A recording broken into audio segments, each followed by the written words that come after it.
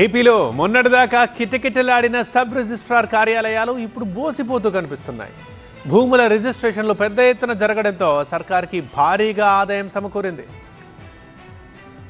ఏపీలో భూముల రిజిస్ట్రేషన్ విలువల పెంపు ప్రభావం సబ్ రిజిస్ట్రార్ కార్యాలయాల మీద గట్టిగానే పడింది. కాలు పెట్టడానికి కూడా వీల్లేనంతగా కిటకిటలాడిపోయిన సబ్ రిజిస్ట్రార్ ఆఫీసులు ఇప్పుడు ఖాళీగా దర్శనమిస్తున్నాయి. విశాఖలోని 9 సబ్ రిజిస్ట్రార్ కార్యాలయాల్లో ఇదే పరిస్థితి కనిపిస్తోంది. విశాఖలో ప్రాంతాన్ని బట్టి 8 నుంచి 32% వరకు భూముల రిజిస్ట్రేషన్ విలువ పెరిగింది. దీంతో పాత రెట్లకే భూముల్ని రిజిస్ట్రేషన్ చేయించుకునేందుకు గురువారం, శుక్రవారం జనం పెద్ద ఎత్తున పోటెత్తారు. 2 రోజుల్లో విశాఖలో 1534 డాక్యుమెంట్ల రిజిస్ట్రేషన్ జరిగింది. ప్రభుత్వానికి 35.70 కోట్ల ఆదాయం వచ్చింది.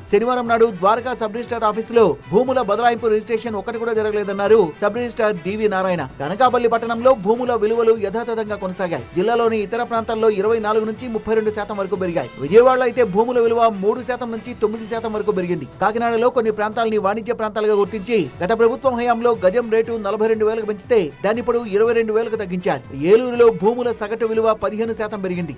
ఏలూరు జిల్లాలో 2 రోజుల్లోనే సర్కార్కు 4.50 కోట్ల ఆదాయం వచ్చింది.